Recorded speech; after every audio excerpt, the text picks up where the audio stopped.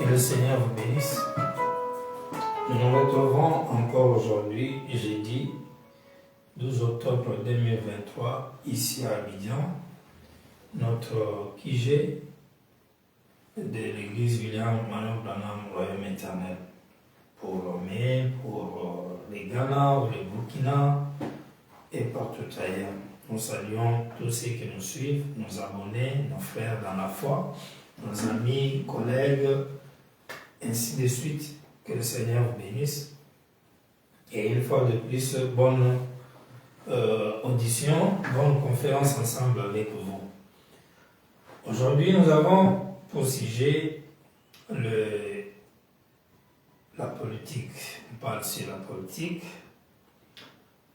Peut-on faire la politique pour un croyant, un frère du message? Peut-il faire la politique? Est-ce que nous devrions voter quand il y a le vote? Et si nous devrions voter, quels critères nous devons suivre de la personne à voter, selon la parole? Ces précisions sont importantes, d'autant plus que nous vivons dans un temps, les gens se posent ces questions, parce que nous vivons dans un temps où les gens, aujourd'hui, embrassent la politique, même les frères, et pensent toujours être en ordre avec Dieu ou dans la volonté de Dieu. Et les gens ne savent pas vraiment c'est bien, ce n'est plus bien, comment, etc. Ils ne savent pas. Et quand il s'agit de vote non plus, les gens ne savent pas. On vote, et si on vote, c'est comment on doit faire, quoi, qui voter, et quel choix, comment faire le choix. En commençant par la science, la politique veut dire, si je peux me résumer, c'est un art. Un exercice de la gestion. C'est un travail, un exercice qui sert à gérer et à gouverner. Ça peut être un État que vous gouvernez, ça peut être une entreprise, même l'Église on gouverne. Donc, et le gouvernement ou gouverner, vous savez, c'est l'exercice d'un pouvoir que vous possédez. Et dans la gestion, vous avez la planification, le contrôle, la direction, l'organisation, etc. Donc par la politique, on exerce un pouvoir sur une cité, sur un pays, sur une nation.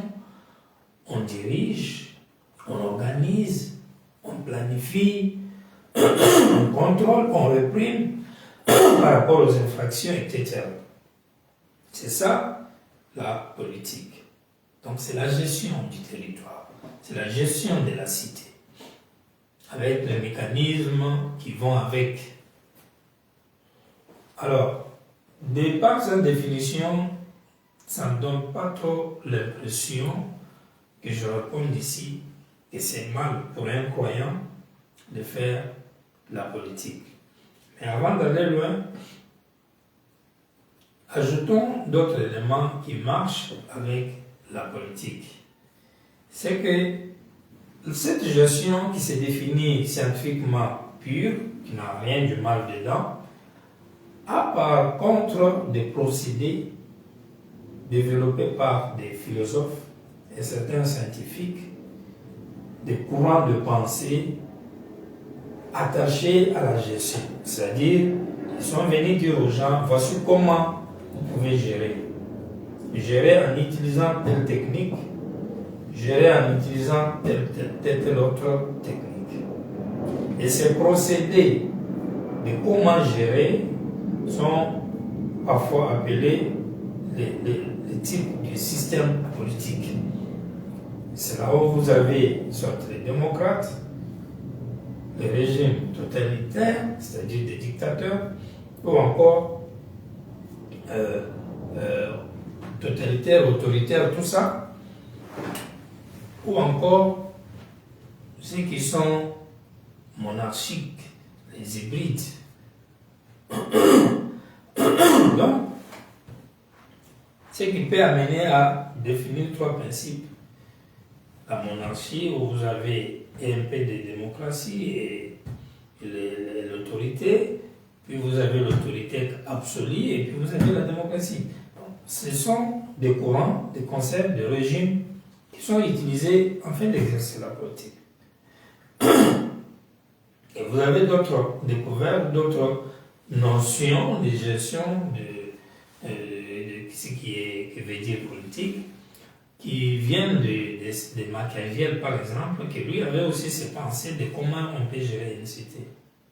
Ce qui fait que ces choses sont les annexes approfondies, ajoutées à côté de la notion générale de la politique sur la gestion de la cité. Alors,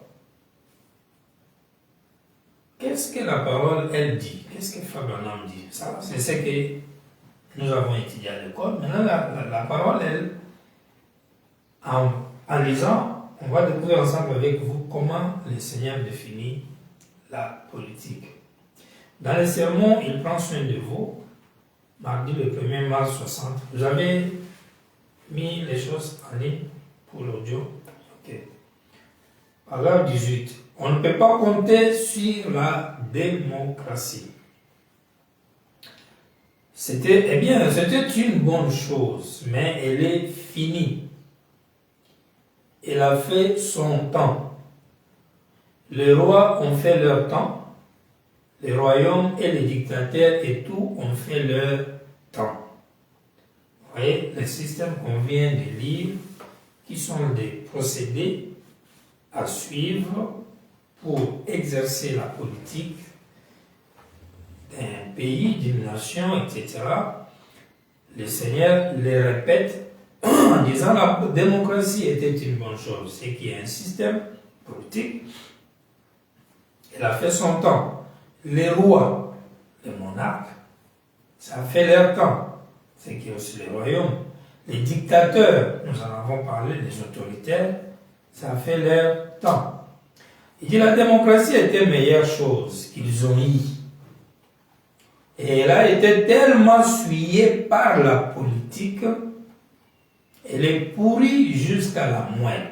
Donc ici, la gestion de la cité, on ne sait pas par quelle magie, comment, on va le découvrir, elle a souillé même le concept de démocratie qui n'était pas mal. Comment un concept qui est bien peut être souillé par la politique qui est juste un moyen de gérer une nation? Qu'est-ce qui est mal dans la gestion d'un pays, d'une entreprise ou d'une nation, surtout parlons d'un État, pour que ça suive même le concept normal qui était la démocratie? Il dit, elle a été tellement souillée par la politique, elle est pourrie jusqu'à la moelle. Il n'y a point du tout d'espoir dedans. C'est exactement comme si vous essayez de bâtir sur une ville qui a été incendiée et qui en est fumée. Vous ne pouvez pas la rebâtir. Elle est ruinée et détruite. Et il faut qu'il en soit ainsi. Ça doit se passer ainsi. La Bible dit qu'il en serait ainsi. Pourquoi? Pourquoi la politique peut souiller le concept de démocratie qui était une bonne chose? Pourquoi tout est souillé? Pourquoi vouloir exercer la démocratie dans un pays? Soyons démocrates, démocratie. Ok, Faberman dit c'est essayer de bâtir une maison sur les immondices d'incendie. Vous n'arriverez à rien. Pourquoi? Paragraphe 19. C'est Satan qui dirige chaque nation. Chaque royaume appartient à Satan. Et il le dirige selon sa propre manière de diriger. D'ailleurs, ne les a-t-il pas proposé au Fils de Dieu un jour?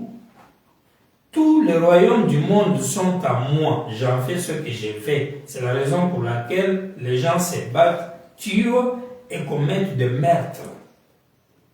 Donc, le système de gestion, par définition, de la cité, gérer une cité, gérer un pays, gérer une nation, ça n'a rien à voir du mal avec Dieu, ni avec ses propres définitions ou concepts tels que nous les avons apprises à l'école. Mais qu'est-ce qui amène la démocratie jusqu'à suyer même, qu'est-ce qui amène la politique plutôt jusqu'à suyer même le concept de la démocratie? C'est le fait que les systèmes du monde, le monde entier, le pouvoir de gérer les gens, de dominer sur les gens ou de les diriger, qui était avec Adam, avait été déjà perdu par Adam. Et du coup, Satan a récupéré ça. Et c'est lui qui est le maître absolu sur la terre dans le système de gestion des États, des pays et du gouvernement. Au point que Dieu a laissé ainsi faire. C'est pourquoi Satan est venu proposer à Jésus cela en lui demandant de l'adorer avec comme récompense, je vais te donner le pouvoir. Et Frère Branham dit toujours, regardez, Jésus n'a pas refusé, n'a pas nié qu'il avait ce pouvoir-là. Parce que réellement, il l'avait. Vous voyez? Donc, mais il savait qu'il récupérera cela dans les milléniums. Et dans ce nouveau monde dans lequel nous sommes, où nous sommes en train de revenir, là, le règne revient. Le règne est revenu. Nous en avons beaucoup parlé sur les milléniums et l'autre côté. Ça débute depuis le millénium jusqu'au-delà du temps après la Deuxième Guerre mondiale. Donc, quand on n'est pas encore en dehors de cela, le reste, c'est sous le règne du diable. C'est pourquoi, comme le diable est déjà le maître inspirateur qui détient le pouvoir, dès que tu viens gérer la cité avec les concepts normaux, qui est comme démocratie, comme la planification, les contrôles, toutes ces bonnes choses qui servent à gérer la cité, qui ne sont pas mauvaises du tout, comme le chef même de la gestion, c'est-à-dire du pouvoir, c'est Satan, du coup, tu es en train de travailler pour lui. C'est ça qui a suivi la politique. C'est ça qui a suivi la démocratie. Quand vous prenez le livre d'Exode, première partie, Chicago, mercredi le 5 octobre 1955, paragraphe 27, il commence à dire comment en allant à la rivière, ils amenaient les petits-enfants, etc. Je descends un peu plus.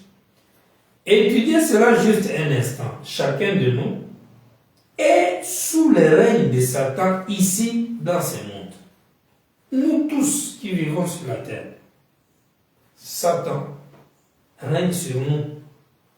Dans quoi? Comment il règne sur nous? En effet, c'est son domaine. Il marchait au milieu des soufres embrasés avant qu'il y ait une créature. Dans le feu de la création, lors des Big Bang, Satan marchait dans le feu là, parce qu'il était avec Dieu. Cela lui appartient. Écoutez comment on fait balance. Cela lui appartient. C'est lui qui est le chef là, ce soir. Il est le chef de chaque gouvernement, de chaque système politique. C'est pourquoi nous avons de guerres, de bruits de guerre et de troubles. Mais oh, pensez-y alors, un glorieux jour.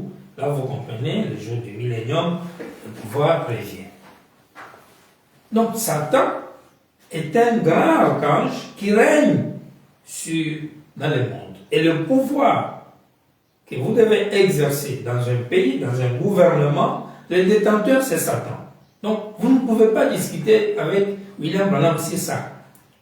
Donc, le fait d'aller au gouvernement, ou je ne sais pas, au parlement, ou n'importe quoi, pour aller travailler avec de bonnes idées, ou de bonnes pensées, c'est bien, c'est noble. Mais quand tu arrives là-bas et tu commences à travailler, ton chef, le chef du pouvoir d'État et de chaque gouvernement, c'est lui, c'est Satan. C'est ça ce que tu dois comprendre. C'est pas Dieu. Parce que Dieu lui a laissé faire, il a usurpé ça, mais Dieu a dit il va récupérer. Et dans ces enseignements que nous avons vu comment le pouvoir est revenu. Et son retour a commencé par un peuple appelé Or, qui sert Dieu, sur lequel Satan ne règne pas, qui n'est pas mélangé dans le système humain. Et après la Troisième Guerre mondiale, après la purification, ces peuples habitent sur la terre, sous le gouvernement de Dieu, avec la nouvelle civilisation. Prenons le sermon L'invasion des États-Unis, prêché dimanche le 9 mai 54, à partir du paragraphe 205.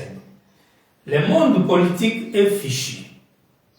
Notre nation est brisée. Souvenez-vous-en que Frère Branham l'a dit, ainsi dit le Seigneur. Notre nation est démolie. Elle ne se relèvera jamais. Elle est fichue comme toutes les autres nations. C'est la plus grande nation du monde qui subsiste aujourd'hui, mais la semence même du diable a été plantée dans le cœur des gens. Elle est entrée dans Hollywood. Elle s'est introduite dans les gens et elle a commencé ceci et on ne peut rien leur dire. Placez là un président qui essaiera de mettre un terme au whisky sans qu'il y ait la prohibition. Et voyez ce qui arriverait. Il se ferait tuer par une balle 2 heures après y avoir accédé. C'est sûr. Il ne pourra pas tenir le coup. Le monde entier sera contre lui. Oui, vous ne pourriez pas y arriver. Il est fichu. Il a été envahi. L'esprit du communisme a pris le contrôle. Allez dans nos écoles aujourd'hui, regardez nos écoliers, nos petits qui vont à l'école. Vous devriez voir ce qui se passe. Des petites filles ici dans les écoles et tout comme cela, âgées de 14-15 ans, leurs mamans les ont envoyées à l'école. Elles sont moralement, mentalement détruites. Des toxicomanes, des drogués, des fumeuses, des cigarettes et tout le reste comme cela. Et en très bas âge, des petits enfants comme ça sera aussi difficile de trouver une vierge parmi certaines d'entre elles que de trouver une aiguille dans une botte de foin. Elles ont des sorties avec des garçons. En effet, ils apportent des couvertures qu'ils étendent au bord de la rivière et partout ailleurs. Quand tu deviens président, William Branham dit placer un président qui essayera seulement d'éradiquer mal. Il va se faire tuer.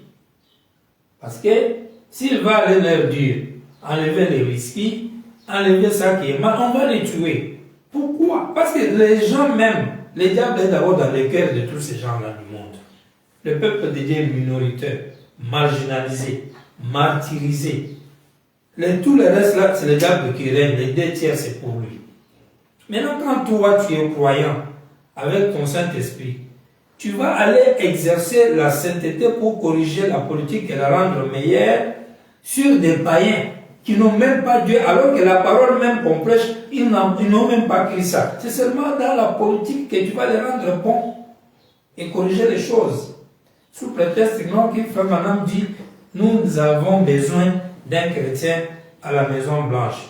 Mais bien sûr, mais pour que le chrétien exerce sa chrétienté à la Maison Blanche, il faudra que celui qui détient le pouvoir soit Dieu.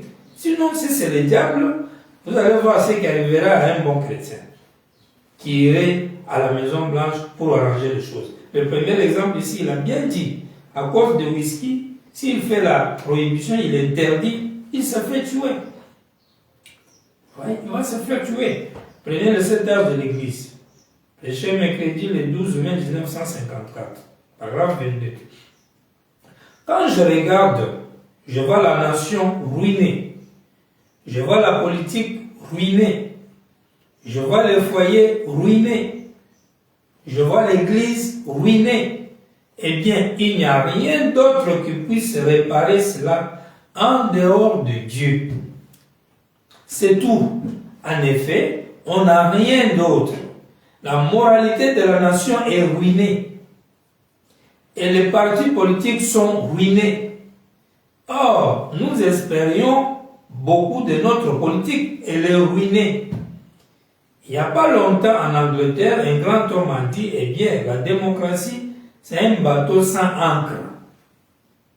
Et la preuve, quand ça recoule, il n'y a rien pour retenir le bateau. Ça va dans tous les sens. Transgenre et liberté des femmes, liberté des comme ça, liberté des enfants. Ça a rendu des gens des délinquants à tous les niveaux. La liberté fait que les autres doivent marcher, ni c'est leur liberté. Chacun fait comme il veut, c'est sa liberté. Ancre, bateau sans ancre. Il a dit, il viendra un temps où on se mettra sur des caisses à savon pour faire la campagne électorale. Eh bien, c'est vrai. Mais il ne pensait pas que ses propres précieuses chambres de l'ordre, c'est-à-dire le Sénat, étaient aussi un tas de bateaux sans ancre. Et cela s'est aussi envolé. Le Sénat, c'est un bateau sans ancre. Et la démocratie, bateau sans ancre. Ça s'envole. Et chaque royaume de ce monde sera mis en pièces. Jésus-Christ régnera et dominera, c'est vrai. Donc là, il ramène ce que nous disions, les royaumes du monde sont pour le moment sous le contrôle du diable. Et ce n'est que la troisième guerre mondiale qui va littéralement mettre fin au règne du diable. Parce que ces sujets ne seront plus, ça sera tout détruit. Et ceux qui revivront ne sont que les élites qui ont la vie éternelle. Du coup, le diable est ce qui sera annihilé, c'est fini. Mais du moment où il est encore là, il y a un peuple qui vit en dehors de son contrôle, mais dans la politique, il nous contrôle, nous tous. Parce que nous sommes des éternels, mais dans les corps appelés les temps. Et les temps dans lesquels nous sommes nous permet, nous lie à certaines choses de la chair, comme manger et boire et la vie naturelle, où il y a les erreurs, où il y a le haut, où il y a le bas, et où on retrouve la politique qui domine sur nous. Et par là, le diable domine sur nous. Et il nous donne les lois, et nous respectons ces lois-là, les impôts et les taxes. C'est pourquoi la Bible et la parole nous dit à César ce qui est à César, à Dieu ce qui est à Dieu. Pourquoi? Parce que nous sommes dominés par eux, et il y a Dieu de l'autre côté, et il y a Mammon ou César de l'autre côté. Et nous devons faire la part des choses. Mais il y a un temps où César doit disparaître, Mammon doit disparaître, nous devons rester seulement avec Dieu seul. Dans nos cœurs, à présent, c'est déjà fait. Le royaume éternel qui est venu, la grande pierre de Daniel, c'est déjà OK. C'est déjà installé. Mais pour le moment, c'est dans les individus du royaume. Mais maintenant, la terre doit être purifiée. Et c'est ce qui reste. Prenons l'alliance de Dieu avec Abraham. Charlotte, samedi le 28 avril 1956. Je ne voulais pas par là vous blesser, vous les femmes. Je ne vous vise pas, vous les chrétiennes. Mais quand on voit bien les femmes entrer dans la politique et tout, c'est une disgrâce. C'est une dépravation des mœurs en Amérique. Et souvenez-vous ceci, l'Amérique, je ferais mieux de laisser cela de côté, mais souvenez-vous, en bien, j'ai prédit qu'une femme deviendra présidente avant que nous soyons anéantis. C'est vrai, je l'avais dit en 1933 sur base d'une vision. Et ça, nous l'avons déjà eu. Cette femme devait être soit présidente, soit une des personnalités qui détient un grand pouvoir en Amérique. Et nous en avons une qui est aujourd'hui une vice-présidente. Et dans 70 semaines, il avait précisé qu'elle était vêtue en violet quand il l'avait vue. Et cette femme ravissante, cruelle, qui était vêtue en violet, nous en avons une aujourd'hui qui, lors de son investiture, elle était vêtue en violet. Nous avons vérifié dans l'histoire, on a trouvé que même la femme de Kennedy s'habillait en violet, parce qu'elles tous étaient la répétition du cycle de la prophétie. Et même Hilary était aussi une femme grande dans le pays qui était aussi habillée en violet. C'est une prophétie qui est déjà accomplie, la 6e vision. La suite, c'est l'anéantissement, la 7e vision. Prenons Apocalypse, livre des symboles, prêché dimanche le 17 juin 1956. paragraphe 86. Et les bombes sont suspendues là. Les bombes au cobalt sont suspendues là. Oh là là. Et une déclaration a été faite maintenant d'arrêter le mouvement interdénominationnel et de s'assembler en une seule grande et importante église évangélique des protestants, qui coopérera et se joindra au catholicisme pour combattre le communisme. C'est l'œuvre du diable. Oui, messieurs, Dieu n'a jamais joint l'État et l'Église de Satan. Dieu conduit son Église et il n'accepte pas de dirigeants politiques pour la conduire. Pas plus que la politique dans l'Église. Chaque homme qui est né de l'Esprit de Dieu est libre. Amen. Donc ici, le grand Bible nous donne une mise en garde selon laquelle Dieu ne veut même pas que son Église s'associe à la politique. L'Église même. Il ne veut même pas qu'un politicien puisse diriger son Église. Ce qui veut dire, même si la politique veut dire là où l'exercice, l'acte de la gestion, dire que chaque Église a une politique, c'est-à-dire à sa manière de gérer ce qui n'est pas bien et ce qui n'est pas mal, mais cette politique de l'Église doit être la politique du Saint-Esprit. Cela veut dire cette liberté de la parole de Dieu, l'esprit libre dans lequel les gens vivent. Pas comme des esclaves d'un homme qui respirent et qui ne vivent que sur ce que lui dit, même quand cela est contraire à la parole de Dieu. Non. Et c'est ça les esprits de dénomination. Les esprits de dénomination où vous trouvez les églises qui sont devenues carrément des partis politiques.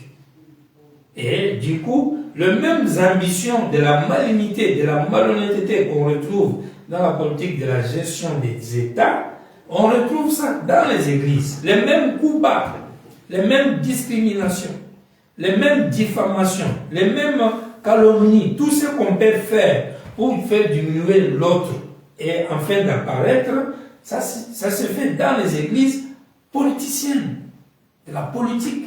Et Frère Madame dit, Dieu n'est pas son église avec la politique, Dieu n'aime pas de pasteurs politiciens. Dieu n'aime pas de pasteurs politiciens avec de la malignité, qui cherchent à avoir des diplomaties, à avoir des agents de secrets, de communication et des informations.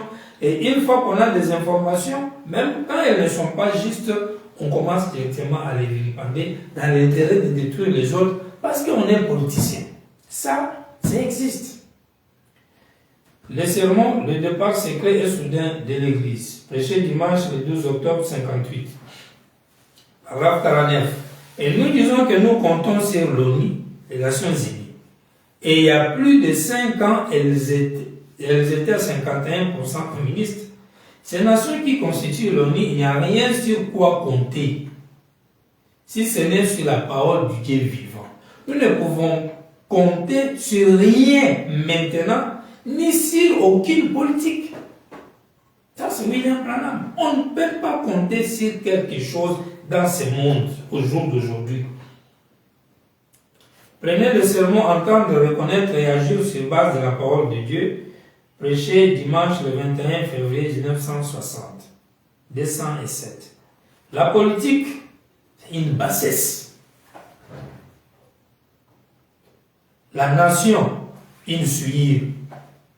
Eh bien, regardez, ils vont faire porter des shorts aux soldats aujourd'hui. Oh là là, la politique, la guerre. La politique est à la fin.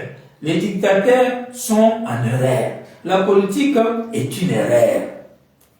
Cette politique de gérer le gouvernement tel que le système du monde là, tel que nous les avions étudiés à l'école, c'est une erreur.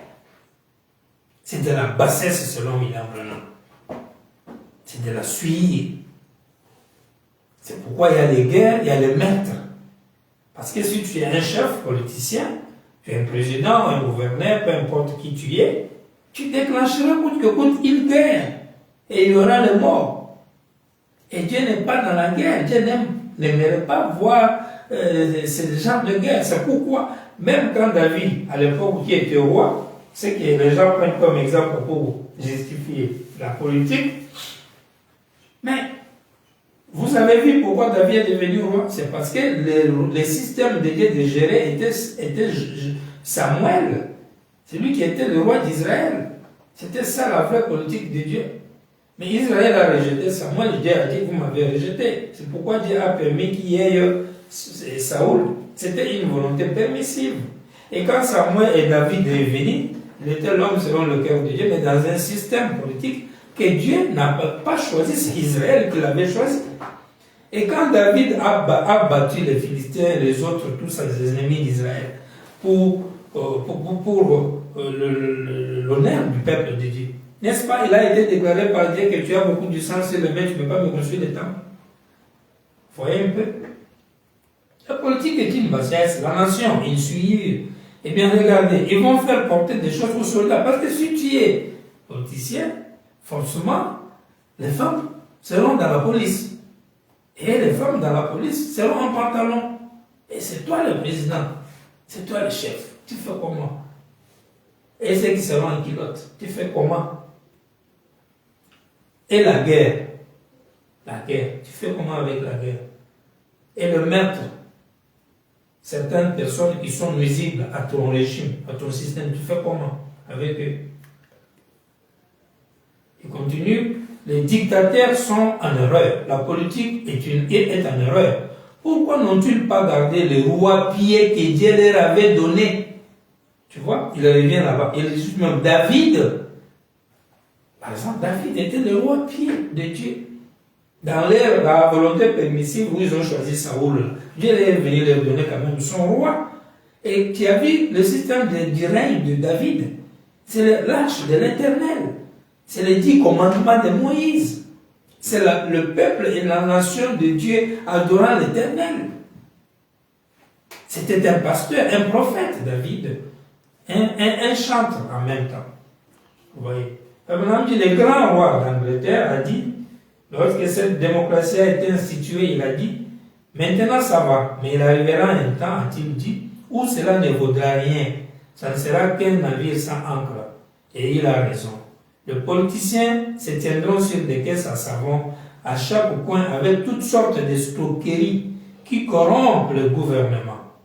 Et cet homme avait raison. C'est exactement ce qui se passe. C'est exactement ce qui se passe. Un homme peut sortir ici, il passe par ici, il s'enivre, il met en pièces tout ce qu'il veut. Il descend là, il connaît tout le monde, on ne dit rien là-dessus. Ça, c'est le trafic d'influence. Il a tué quelqu'un, il a mal roulé, il a fait un crime ou une infraction. Mais il a la connaissance. Est-ce qu'on va le tuer? Est-ce qu'on va le mettre en prison? Le bonhomme dit, on ne dit rien là-dessus. Qu'un pauvre homme ou quelqu'un qui ne connaît pas ose faire cela, ils vont l'envoyer en prison. La corruption, la bassesse, la souillure, 40% parmi eux sont homosexuels. Ça, c'est encore un autre élément. Pensez-y, Sodome et Gomorrhe sont de nouveau là. C'est le groupe qui est censé être religieux. C'est pourquoi même l'autre, quand il est allé gérer la ville de Sodome, il a rétrogradé. Il a rétrogradé. Vous êtes président, vous aurez des homosexuels, vous aurez pas mal de choses à gérer parce qu'il faut la démocratie. C'est pourquoi tu dois accepter la parité des femmes. Même si tu es un député, tu n'iras pas dans le Parlement pour aller dire aux gens que nous ne voulons pas la parité des femmes parce que les femmes doivent être à la cuisine. Frère Banam a dit. Ils vont te voter. On ne va pas te chasser dans le Parlement. Est-ce qu'on peut te donner la parole? Tu peux aller dans le Parlement prendre la Bible dans nos pays ici pour montrer que non, Dieu a dit et faisons ce que Dieu a dit.